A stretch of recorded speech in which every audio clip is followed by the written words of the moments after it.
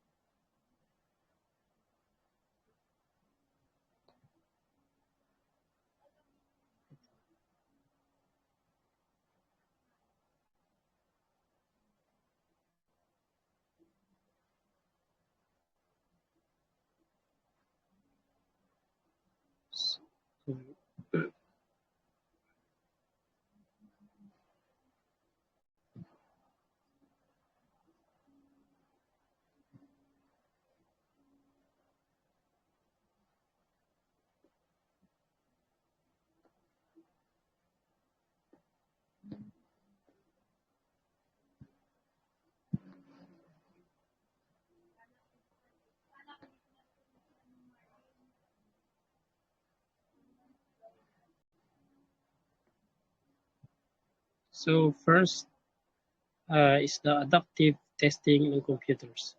The adaptive testing solves that dilemma. In an adaptive test, different sets of items are administered to different individuals depending upon the individual's status of the trait being measured, according to Major and Daring 99 DJ Wiz 1985. So here, the example, for example, suppose we have a 100 item. The example of adaptive testing in computer, suppose uh, we have a 100 item multiple choice vocabulary test with items ranging in difficulty from the word cat to the word grable. Rather than starting everybody with the word cat, if we are testing a college student, we might begin with a word of middle difficulty, such as crickets. If the person gets that item correct, the next item to be presented would be of slightly higher difficulty. If the person answers incorrectly, then the next item to be presented would be of lower difficulty. Thus, the computer calculates for each answered item whether the answer is right or wrong, and what the next appropriate item would be as the person progress through the test. The calculation become much more complex because in fact the computer must calculate a running average plus many other more technical aspects. The person might then experience a slight delay before the next appropriate item is presented. However, the computer is programmed to calculate the two possible outcomes. The answer is right uh, or the answer is wrong. While the person is answering the item, when the answer is given, the computer selects the pertinent alternative and testing proceeds smoothly. Medyo here, uh, medyo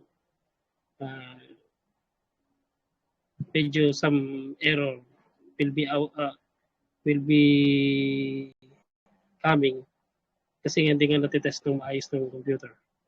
Kaya uh, kagaya ng sabi dito, whether it is right or wrong, the computer only calculate kung ano yung nakalagay na data. So, proceed tayo sa isa.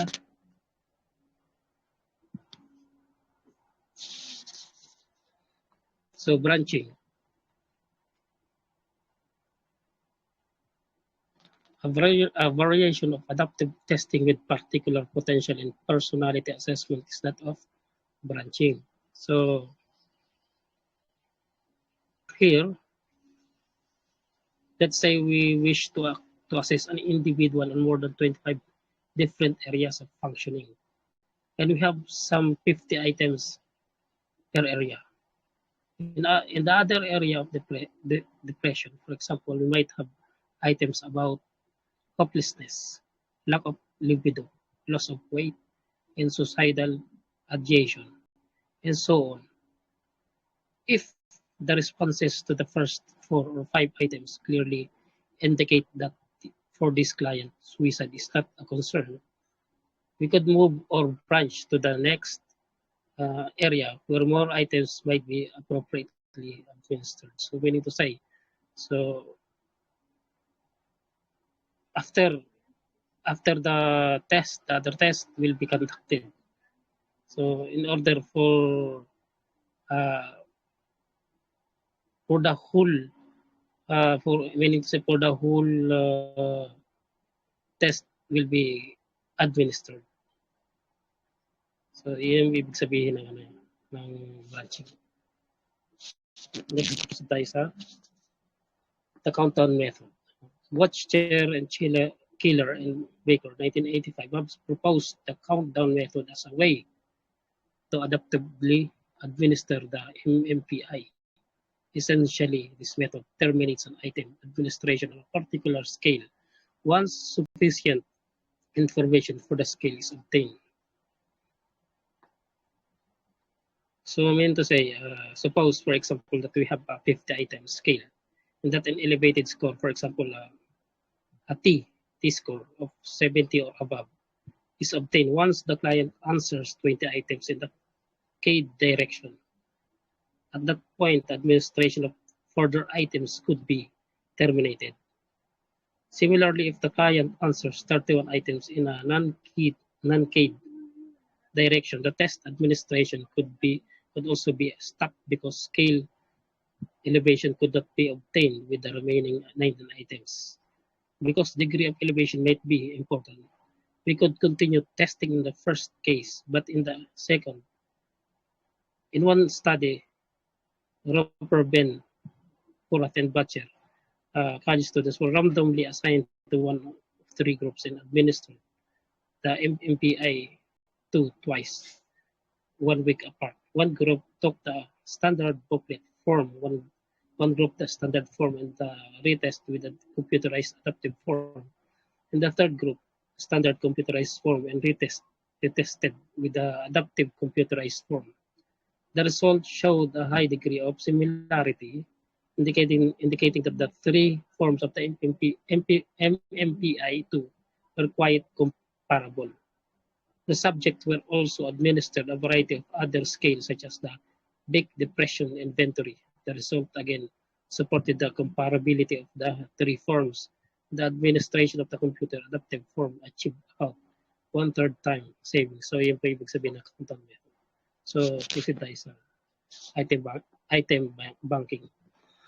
The computerized testing in general and adaptive testing specifically often requires large item pools. This is an advantage that computers have because large item pools can be easily stored in the computer's memory. These item pools are referred to as item banks, or a view of item banking in Holland and in Italy.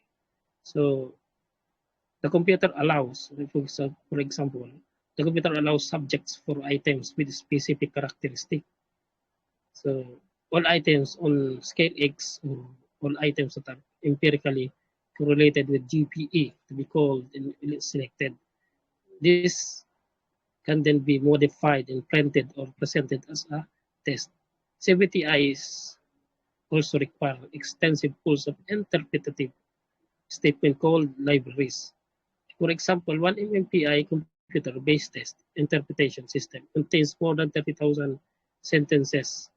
A computer with a large item bank can be programmed or randomly select a budget of items as a test so that each person to be tested gets a different test. This can be useful in academic settings as well as in situations where retesting might be needed. This should be, of course, be distinguished from adaptive testing. So proceed tayo sa kabila. The purpose of testing.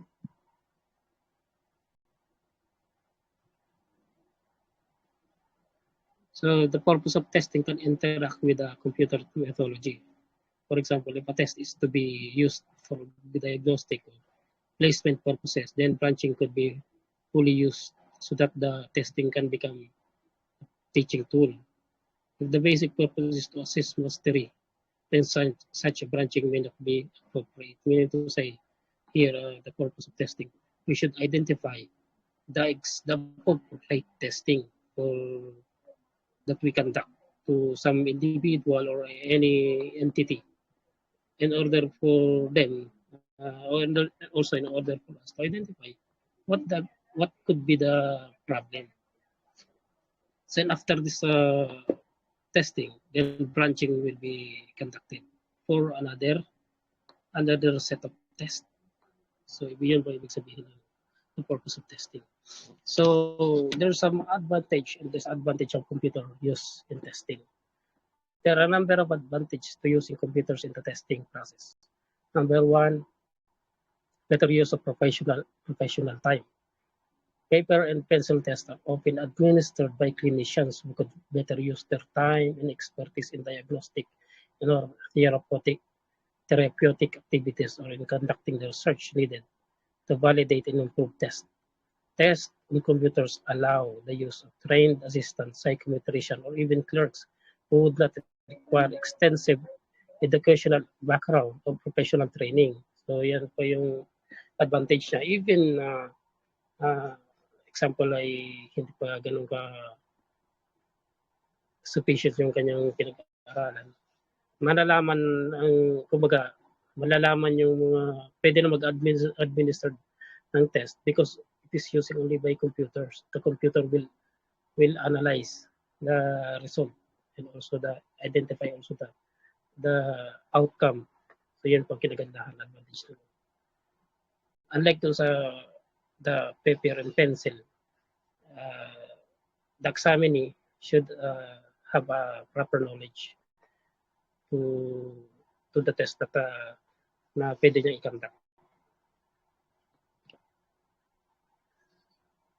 So the continuation of advantage, reduce time lag.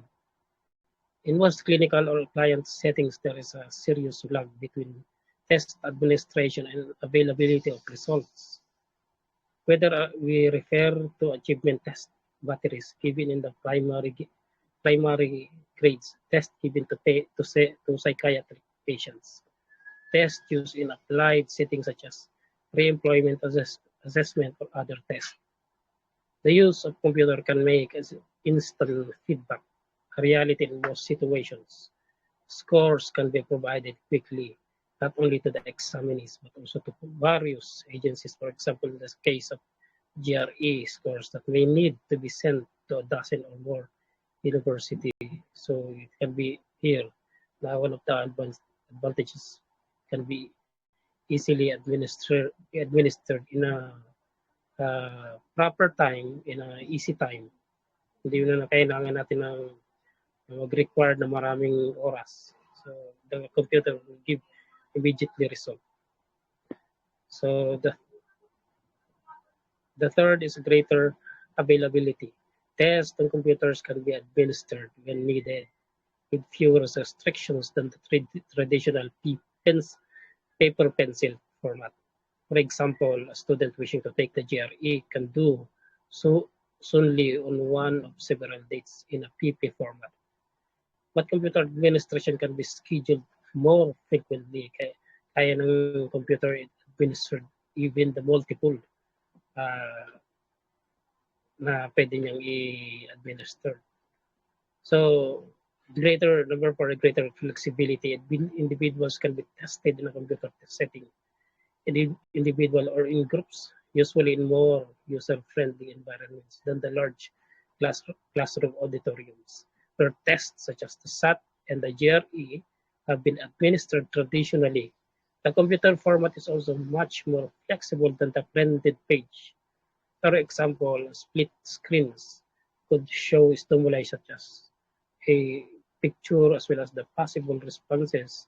In addition, the computer format allows each examinee to work at his or her own pace much more so than the PP version.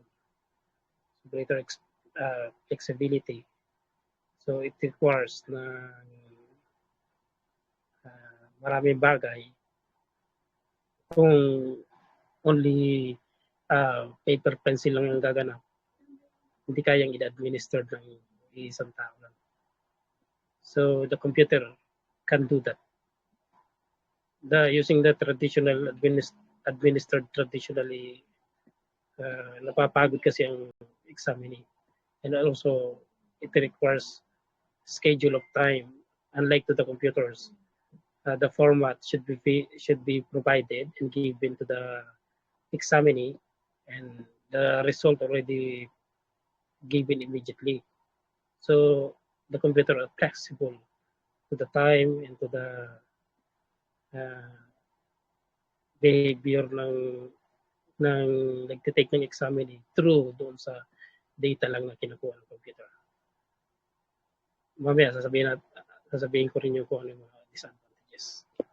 So the greater accuracy, number 5, computers can combine a variety of data according to specific rules. Humans are less accurate and less consistent when they attempt to do this. Computers can handle extensive amounts of normative data, but humans are limited. Computer can use very complex ways of combining and scoring data. Whereas most humans are quite limited in these capabilities, computers can be programmed so that they continuously update the norms, predict regression, equation, etc. As each new case is entered. Sinasabi dito na there's a limitation ng humans that cannot properly give an accurate data or information connected to the computers easily provided on. So parang sinasabi dito hindi nagkakamali. So greater in standardization. In chapter 1, we saw the importance of standardizing both test procedure and test interpretation. The computer demands a high degree of such standardization and ordinarily does not tolerate the bias from such standardization. So number 7 is greater control. This relates to the previous point, but the issue here is that the error variance attributable to the examiner is greatly reduced, if not totally eliminated.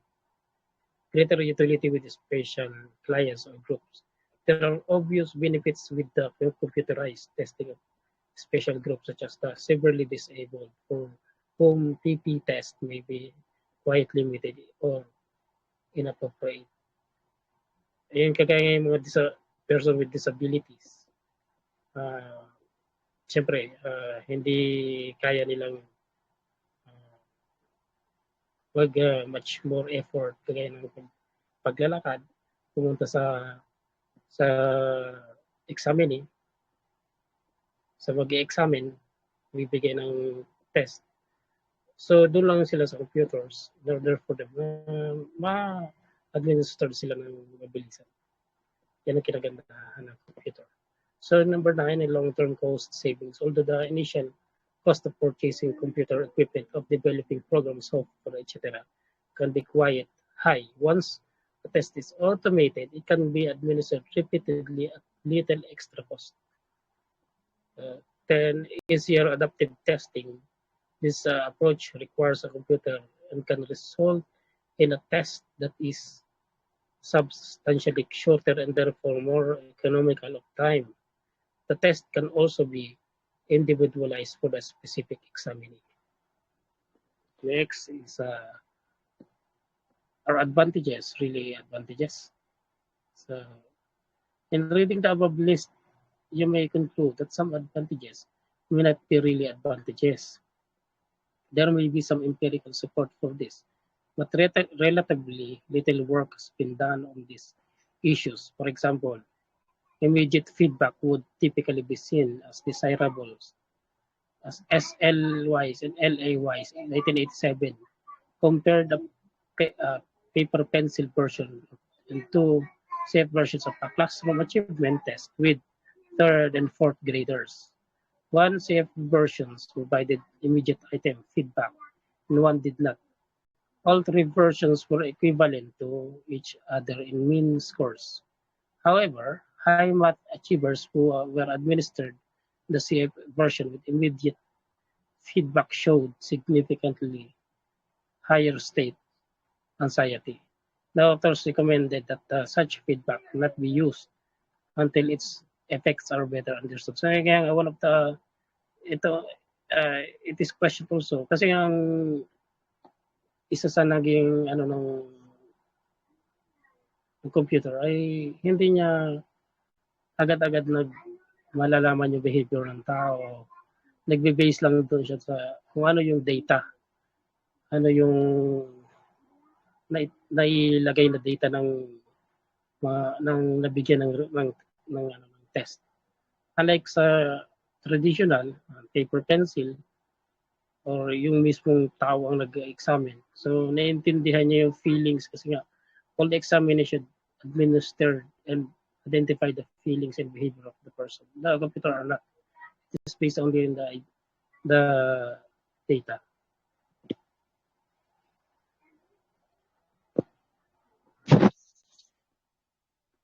Next.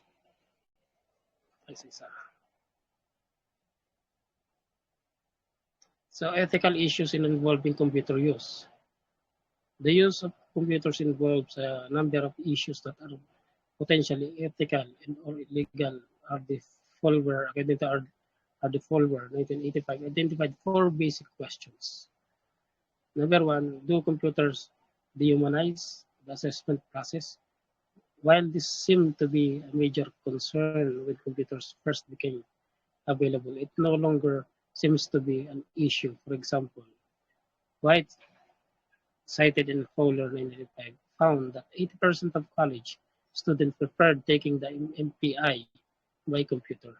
J.H. Johnson and Williams, 1980, reported that 46% of their subjects said they were more truthful when responding to the computer than to a clinician. So, pansin nyo dito, only the small amount or percent of taking their subject truthfully, taking their test truthfully. So, maaaring pwedeng madaya yung information on data. So, another is number 2, what are the ethical implications? For example, when scoring test reporting were first offered by mail, Some psychologists believe this might be a violation of the American Psychological Association policy against mail orders testing. So because the documents coming from the EPA, it is confidential. It's only given to uh, with request and with the authorized person, kagaya ng mga psychologists, mga doctors, only administered to the hospital and schools. But kung magkaroon ng leak na maipasa sa iba, maaaring pwedeng madaya, pwede nang hindi na ganun ka-accurate yung yung pag-administer ng test kasi meron na silang copy. Sunod. Number 3, who is qualified to use CPTI reports? Many test publishers have restricted the sales of tests to qualified purchasers, often broadly defined. Such policies have in some cases applied to the scale of computer-generated services. Number 4, how valid are CPTIs? Quite clearly, the validity of the CPTI is intrinsically related to the validity of the test upon which the CPTI is based. If the test has the poor validity to begin with, the CPTI will also have poor validity in the 1980s. A number of writers pointed out that there was no evidence that such CPTIs were valid. According to Delanyo, 1984, Matarazzo, 1983.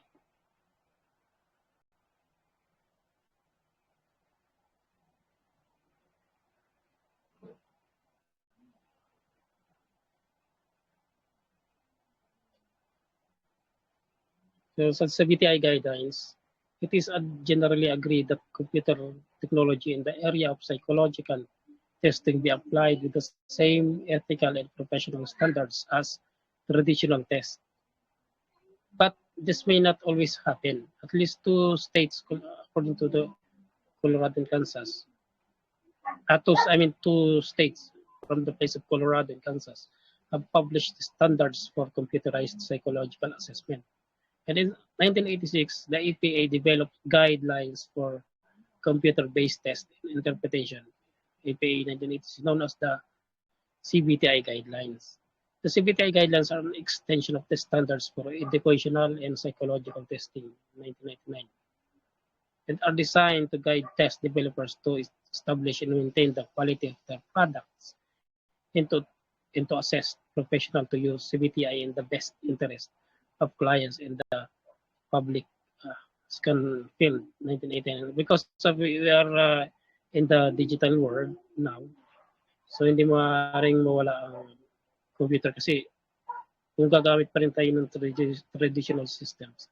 So hindi na ganun ka kasi nga mas tinatanggap na nga rin ng tao yung mga nasa computers.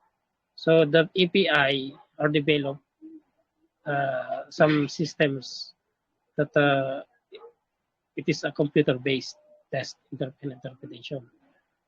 But it is only put in the guidelines of CBTI guidelines. It is responsibility of the CBTI. So next,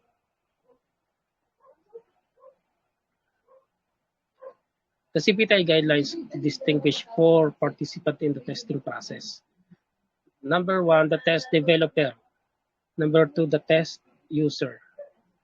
Number 3, the test taker. And number 4, the test administrator. Test users are defined as the qualified professionals who have, number 1, knowledge of psychological measurement. Number 2, a background in a history of the test being used. Number 3, experience in the use of the test and familiarity with the associated research. And 4, knowledge of the area of intended application. The CBTI guidelines recognize that non-psychologists such as physicians and lawyers may have legitimate need to use psychological tests and computerized test reports, but require that they also have sufficient knowledge to serve the client public.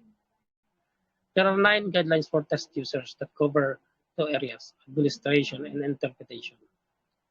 For administration, the main concern is standardization of procedures, that the conditions of computerized testing be equivalent to those in which normative reliability and validity data were obtained in terms of interpretation. The CBTI guidelines stated that computer-generated interpretative reports should be used only in conjunction with professional judgment. Basically, this reflects the EPA policy that the computer-based interpreters are considered professional to professional consultation. That's why here the examiner should have a proper knowledge, proper training for the conducting the test.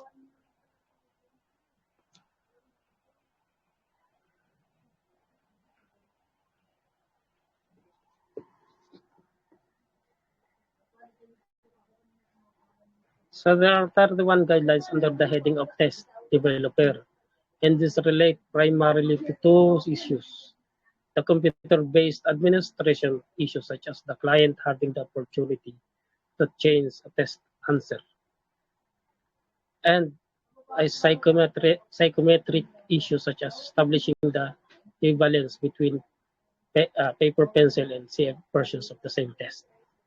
Full copy of the CPTI guidelines can be found in BF Green 1991.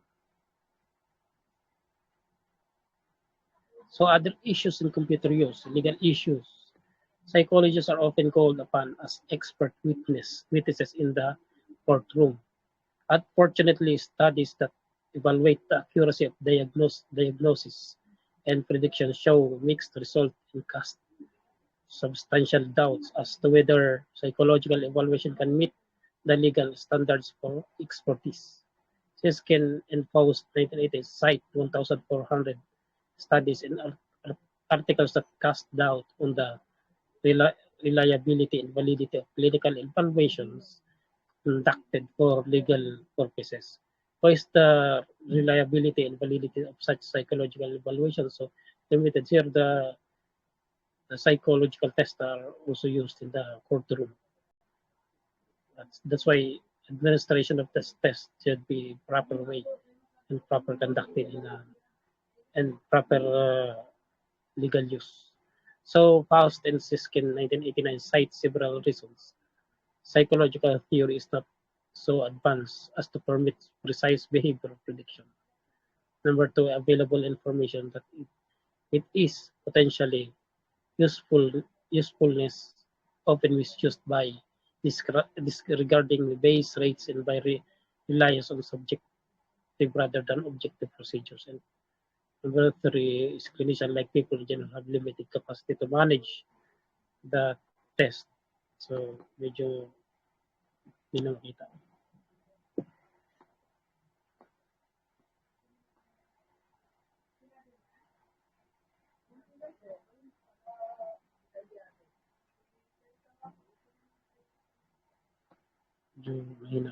So a look at other tests in computer use. The CPI, despite the fact that the CPI is a well-researched personality inventory and that its CBTIs are widely available and used, there is very little research currently on computerized applications. Sa PINCO, 1978, computerized the CPI and used an adaptive testing approach that essentially presented 67% fewer items and thus took less time to administer. However, the reliability of this computerized version was lower than the paper pencil version.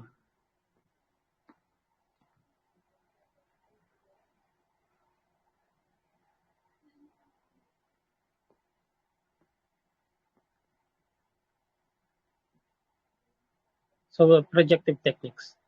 Attempts have been made to computerize scores such projective techniques as the Rorschach and the Holtzman inkblot test.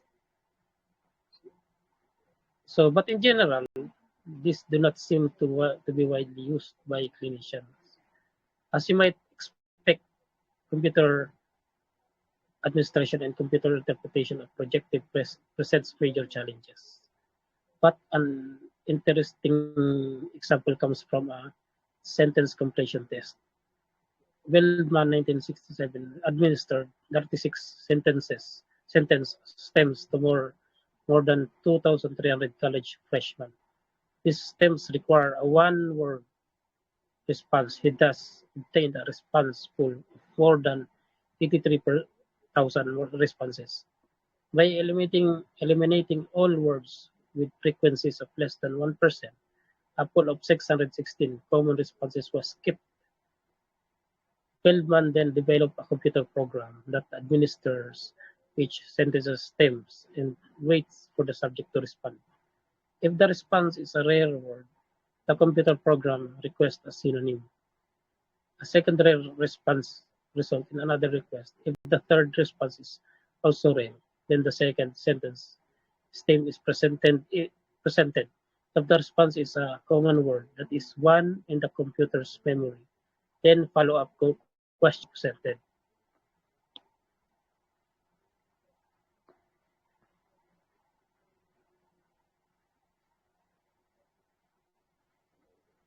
So the Black Depression inventory.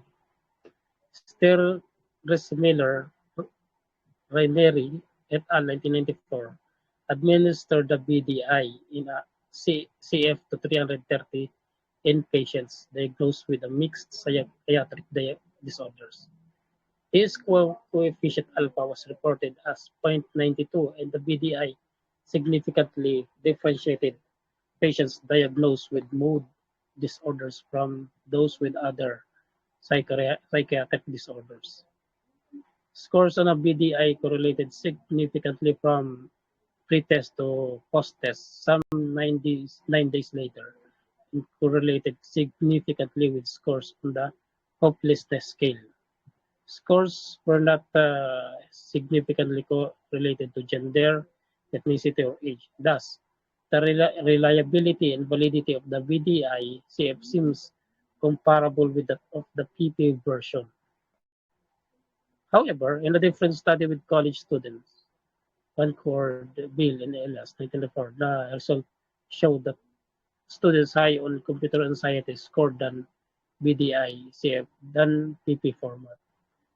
So it is the result that the computer give information about the validity of the test rather than to the PP format, BDI or CF than PP format.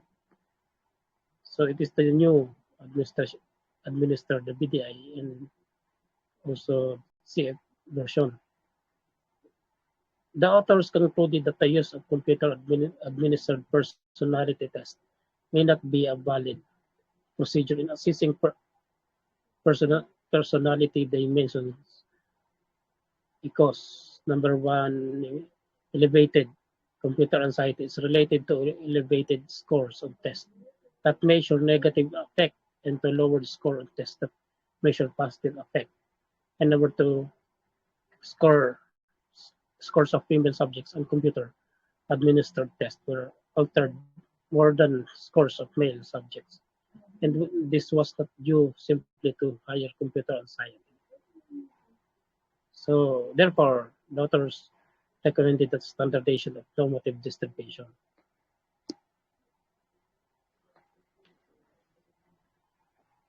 So behavioral assessment, Crattock-Will, Dahl, and Dixon, 1985, point out that microcomputers have both actually and potentially revolutionized behavioral assessment. First, behavioral assessment can be time and personal intensive, and microcomputers can reduce the cost associated with this. Second, microcomputer technology can be applied to the full range of behavioral assessment techniques, such as psychophysiological recordings, direct observation, and self-monitoring. Third, behavioral assessment has in the past lacked standardization. The use of computers can aid substantially in this respect. Fourth, because microcomputers are now readily available, dissemination of behavioral assessment techniques is facilitated. Finally, microcomputers have the potential to strengthen the relationship between assessment and treatment. So the miscellaneous issues involved in computer use. The disabled. A number of studies have investigated the use of light pens, joysticks, and other mechanical electronic means of responding to test items for disabled individuals who are not able to respond to tests in the traditional ways. The result suggests substantially equivalence across response modes. So, for description of a microcomputer-based psychological assessment system for use with the severely physically disabled, as used in British Medical Facility and C. L. Wilson Thompson in 1982.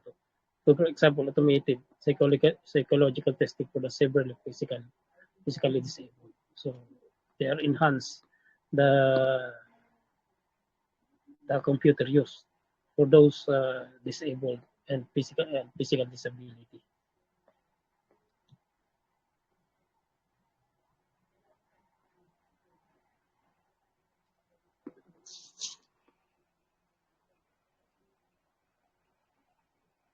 So response time, computer can easily assess response time. That it is how fast a subject responds. Response time or reaction time, response latency. The question of items could be a useful additional measure in a number of research areas. So according to Raymond to England et al. 1988, some authors, for example, have argued that such latencies can potentially be indicative of meaningful variables. Personality test longer latencies may reflect more emotional items. Space 1981 response time brings up two issues. Number one, are the individual differences associated with such responding related to different behaviors? So these are faster responders for emotional. And number two, are items that are responded to more rapidly different from those that require a longer reaction time? Either within the individual, if I take longer to respond to item X, is that item more conflict laden for me? Or within groups, are items that take longer to respond to more complicated or confusing? So TJ Dunn, Lashley, and O'Neill, 1972, administered a computerized version of the MMPI to college students. Response time were averaged across students and returned as the independent variable in regression analysis to determine whether response time is related to item characteristics such as item length and ambiguity.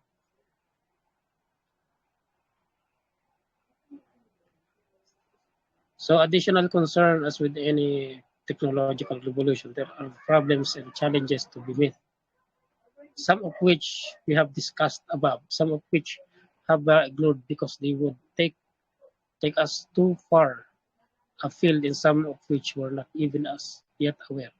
J. A. Cummings, 1980s, relate to an interesting series of studies done by him and his colleagues. They wanted to use CBTIs to generate early detection of emotional distress in medical patients of primary care physicians, so that the physicians could refer these patients to psychotherapy. They studied more than 10,000 patients who were seen by 36 primary care physicians. All of the patients took a 3-hour automated multi-basic health screening that included computerized psychological questionnaires. For example, half of the patients the physician received computer printout with a suggestion, if appropriate, that the patient can be referred for psychotherapy. The result indicated that the computerized report and suggestion elicited no more referrals than those in the group with no report.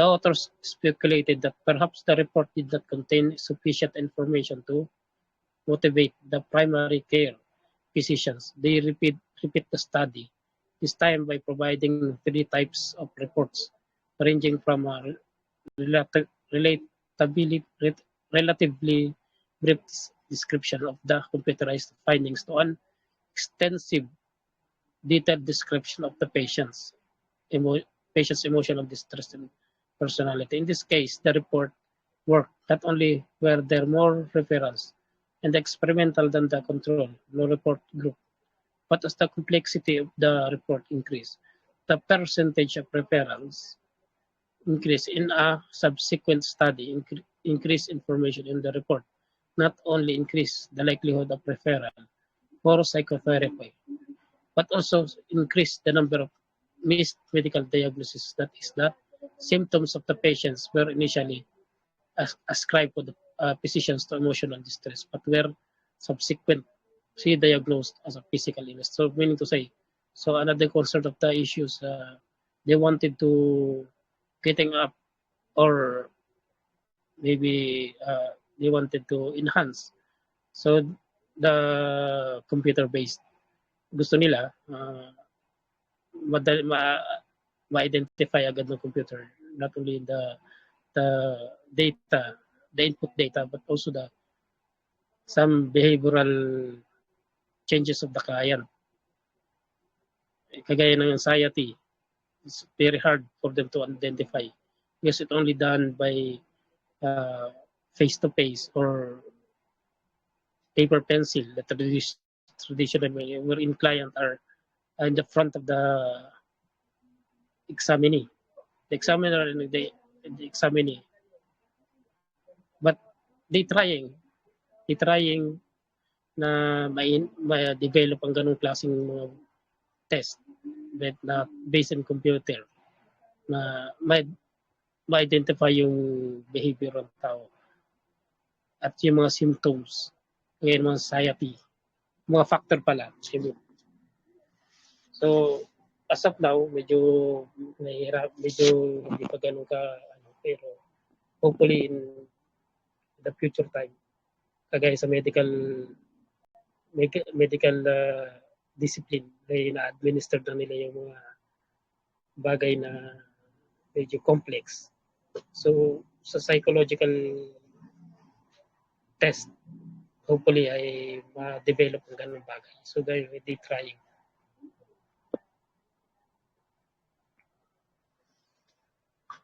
So, acceptability to clients. Originally, some psychologists feared that computerized testing depersonalized the client. As we have seen, the literature indicates rather strongly that clients react favorably to computerized testing. That such acceptability increases as the topic of the test becomes more sensitive, in that any anxiety induced by the computer is usually brief, specific, especially if adequate practice is provided.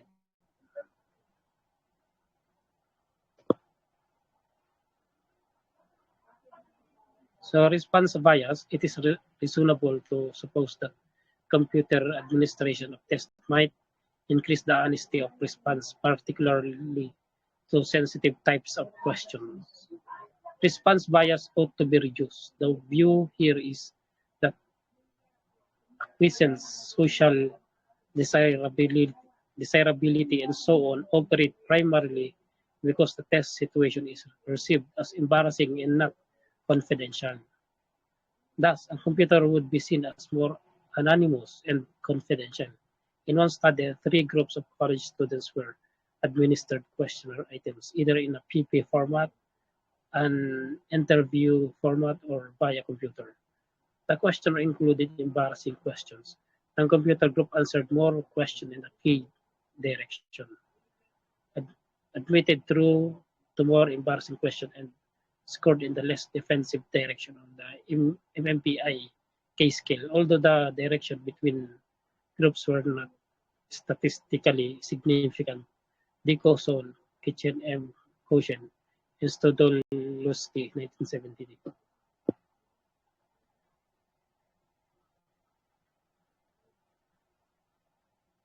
So social desirability. Some studies on the equivalence of PP and CF questionnaires have found that respondents on the CF admit to more anxiety symptoms, score lower on lie scales, and endorse fewer socially desirable responses. Other studies, however, find that the two modes of administration yield similar results as far as social desirability is concerned. Kaya medyo ang sinasabi dito yung yung paraan ng pagte-test ng sa traditional way na PP and CF questionnaire ay medyo nagka-cause ng some anxiety symptoms. Unlike to the computers, administration of the computers. Kasi nga, medyo pressure yata yung sa traditional way, unlike to the computers na medyo hindi sila kakabahan kasi ano lang, input lang ng ano, paano lang yung nakalagay na questionnaire yung nasagutin. So, unlike to the old way, traditional way ng administer, medyo kakabahan ka pa na kasi naandun yung kaharap mo yung mga examiner. Medyo pinagmamasdan. Ang mga kilos, mga behavior, connected to the computers are very easy. Kaya sinasabi dito more to anxiety symptoms. So familiarity with computers. Just in chapter 16, we were concerned about test wiseness. Here we need to be concerned about computer wiseness for sophistication. If a child is brought up in a home environment where a computer is part of the furniture or in a school that uses computers extensively, will that child be at an advantage in taking computerized tests? Will woman be handicapped because of the stereotype that males are more interested and better at computer-related activities? Prior familiarity with computers can affect performance on at least some tests. For example, D.F. Johnson and White 1980 administered a computerized version of the Wonderlic personnel inventory, an intelligent test frequently used in employment screening to 20 elderly volunteers. 10 of the participants received 1 hour of training on the computer terminal and 10 did not. Those who received the training scored about 5 points higher, approximately 1 SD. However, initially studies indicated no difference in performance between boys and girls, between African Americans and Anglos, and between those with different levels of prior experience. So there's no the result will be that conducted are not, hindi siya nagiging for pointing out lang sa or specific lang sa isang gender and also in the other nations. So dahil they found out na medyo may pagkakaparehas o medyo mayroon ding similarities ang result. Kaya there's the computers are good sometimes.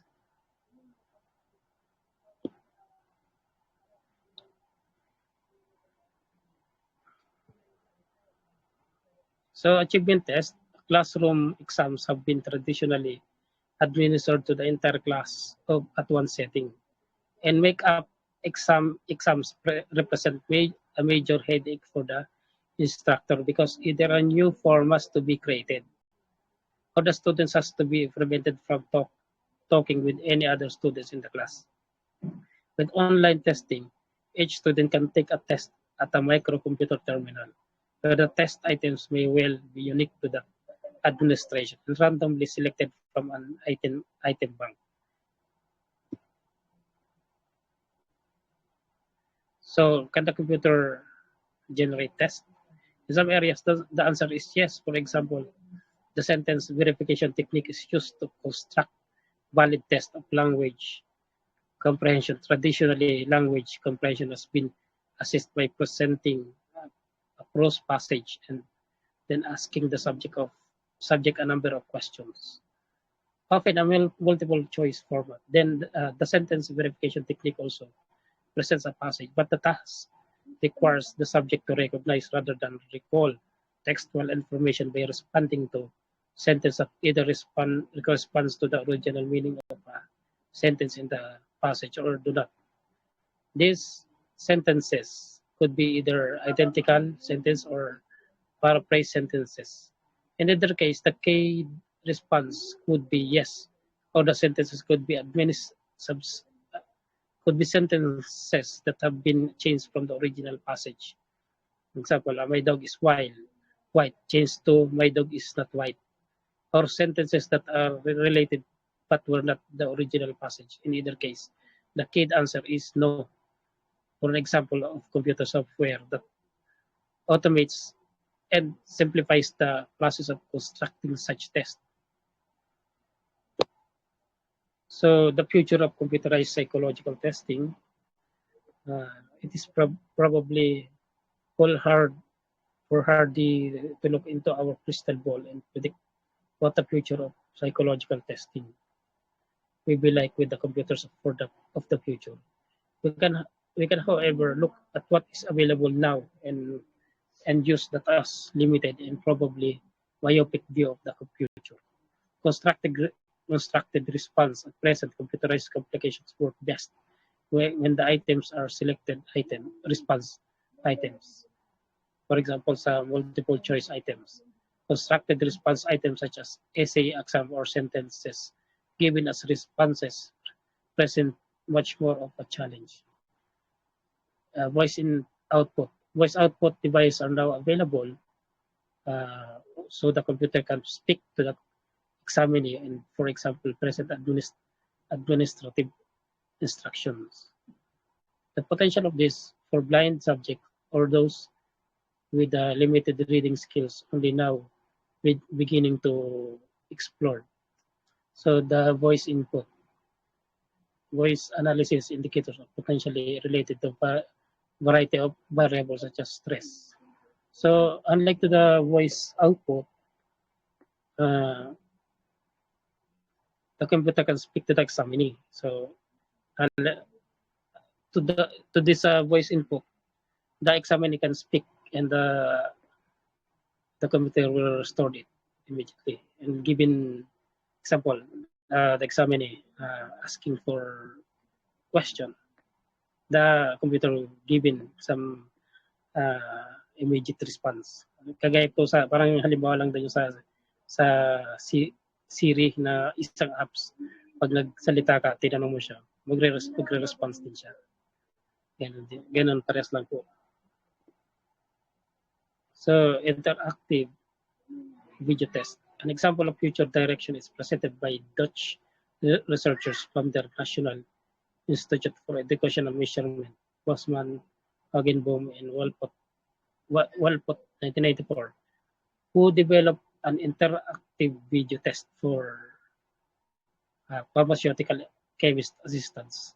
The test offers 6 cases that simulate real-life situation in pharmacy. The assistant needs to answer questions of the patient, ask the patient relevant questions, handle the administrative computer program, make the right choice of medicines written on the prescription, and deliver the medicine with the right information. 6 cases were developed to recover a wide variety of situations, including dangerous interaction of different medicine, specific ways of handling medicine, and so on. The examining works independently, and it takes about 1 hour to complete each case. The test is essentially composed of 3 different types of items: multiple choice question, open question, where the patient asks a question and the examiner types an answer. The program checks the answer with pre-recorded list of possible responses and the open actions where the examiner initiate the response by typing on the prescriptions or consulting with the physicians all on the computer screen.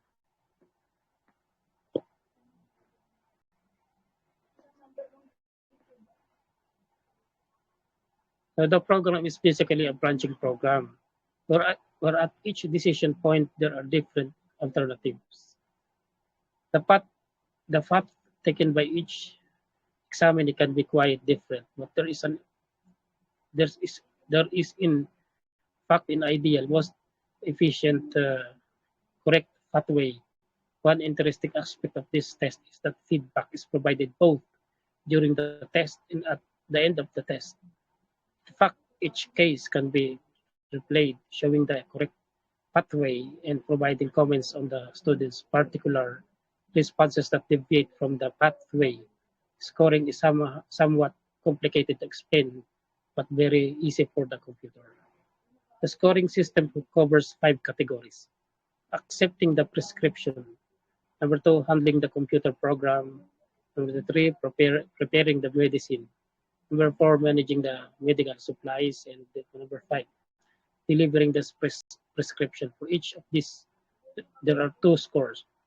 On effectiveness, was the problem solved regardless of how the solution was reached, versus efficiently, did, did the examinee follow the ideal path. Unfortunately, for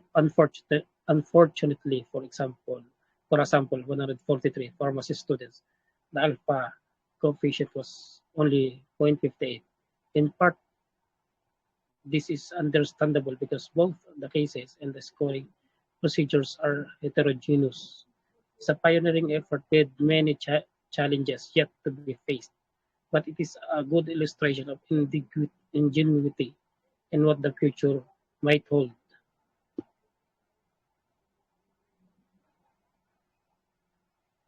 And the summary is this: the chapter we discuss how computers interface with psychological tests. Specifically, we look at the computers as test scoring machines, as test administrators, and as test interpreters. One of the major issues is that of equivalence. Is the computer version of a paper and pencil test equivalent to the original test? Another major issue is the validity of a computer-based test interpretation. The MMPI has played a central role in the development of computer use in testing, but the other tests are also involved. The neuropsychological testing presents special challenges, and adaptive testing some potentially novel solutions, although the advantages of computer use far outweigh the disadvantages. There are ethical and other issues that we need to be concerned about. So this is uh,